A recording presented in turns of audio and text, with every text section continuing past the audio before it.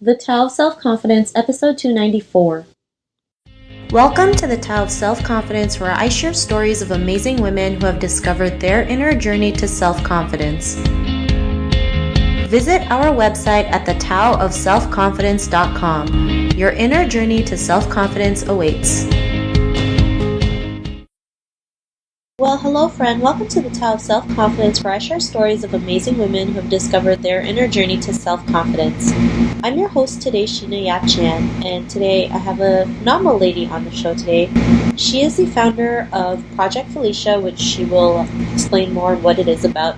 But I'm just really excited to have her on and share her story with us on self-confidence. So without further ado, I'm going to introduce you to Hiro Nakayama. Hiro, how are you today? Maybe you can fill in a little bit more about yourself to our listeners. Sure. Thank you so much for having me today, Sina. Thank you. Yes. Hi. My name is Hiro Nakayama, and I'm founder of the Project Felicia.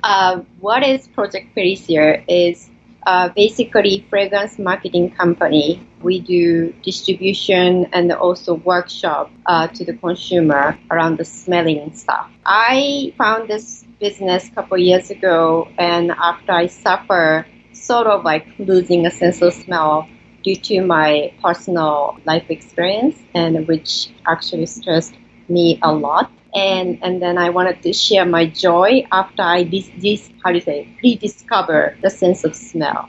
So here I am running a fragrance business in US and actually Singapore.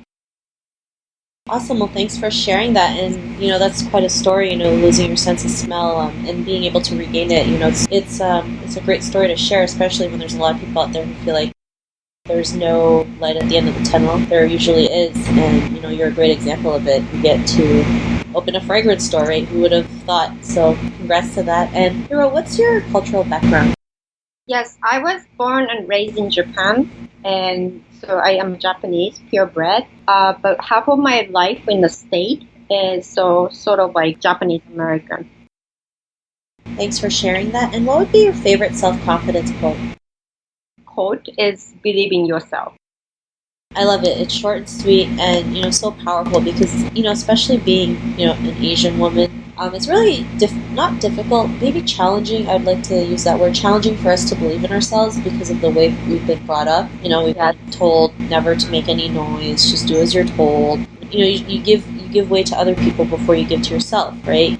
Right. It's just things that we always have to follow, and that really hurts us in the end because then we feel like we're not worthy, can't believe in ourselves, we can't trust ourselves, we feel like, we're not capable of doing great things. So, this is always a great reminder, especially when we have those bad days. It's like, learn to believe in yourself. Everything has to start with you. So, love the quote that you mentioned. And, in your own words, how would you define self-confidence?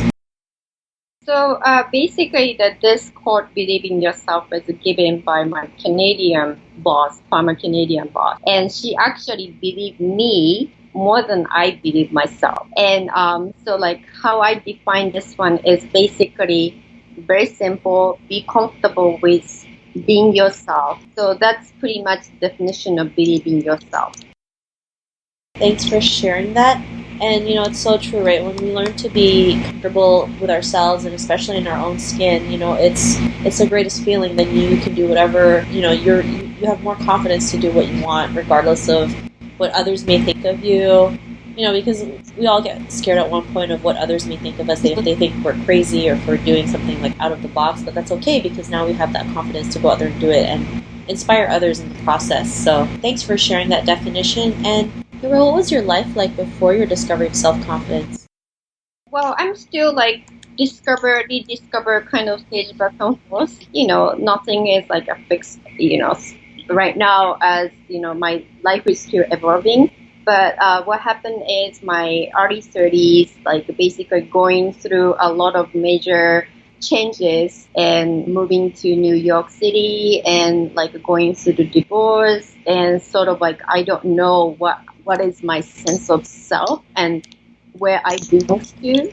So basically I was pretty much disconnected from everything, where I'm heading, worry too much and overthinking. And then also like being an Asian, a little bit like a tough that like I grew up with this sense of how do you say, expectation from other people. Like, I have to be certain Japanese, be a nice daughter and a good sister, like this kind of like a particular employee, or, again, like being a Japanese and American, so which one I should be kind of stuff. That was really very challenging time of life for me to try to get approval from everyone. Thanks for sharing that. And I think that's something most Asian women deal with, right? The expectation from others, overthinking. I know I've been guilty of overthinking, to the point where I don't even know what I started thinking about. I mean, just feeling disconnected because we just, we've been so programmed to just, live for others versus living for ourselves. And, what was that point in your life when you realized, you can be your own person, you can go out there and do the things that you want, have that confidence? Totally. When I realized that I'm okay with just be myself, that's really the aha moment. I think that's a great realization the minute when you're just okay with being who you are. And that's not just, your strengths, like everything about you, your flaws, your mistakes, the good, the bad, and the ugly. I mean, once you're okay with that, it's the greatest feeling because it's still, I always believe sometimes your mistakes and your flaws can still lead you to the right path, and sometimes that can be your greatest strength. Just learning to be okay with yourself is probably the greatest feeling in the world. And because of that, what's your life been like now? Like you just mentioned, like it's okay to make a mistake or flaws sort of stuff, and without those, you wouldn't recognize yourself that you actually a better person every day. Again, like Ari, I mentioned that I'm still going through like a back and forth, discover, rediscover, and again, like sometimes going, like little disappointment, like I'm not really being myself sort of stuff. But yeah, really, like, sometimes I become still like insecure at this point. But after I felt like aha moment again, and then basically I have to figure out my head and heart and guts are all connected to each other, communicating to each other, and then try to find my backbone. And then I can pick up myself. So even though I discover this self-confidence, I still going through insecurity and also disappointment at myself. But again, like I know how to pick up myself now, so I can realize that this flaw or mistake, error, anything is very, very okay, and I can accept to grow myself to the next stage.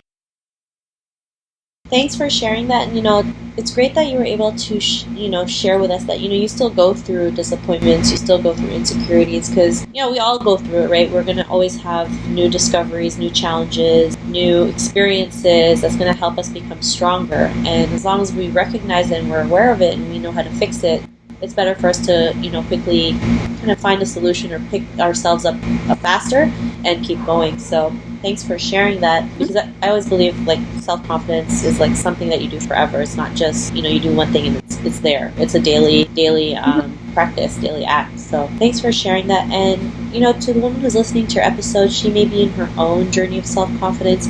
What would be that one tip you would give to her?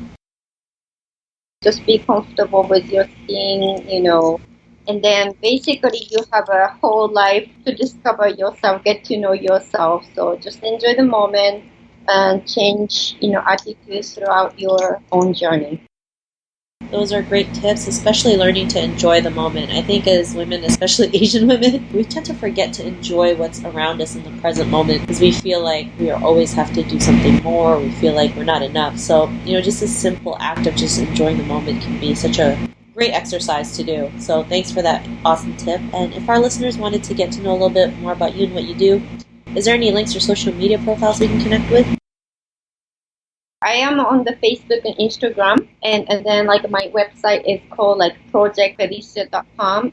If you type Project Felicia, and then normally it comes up on any site, so you can reach out to me.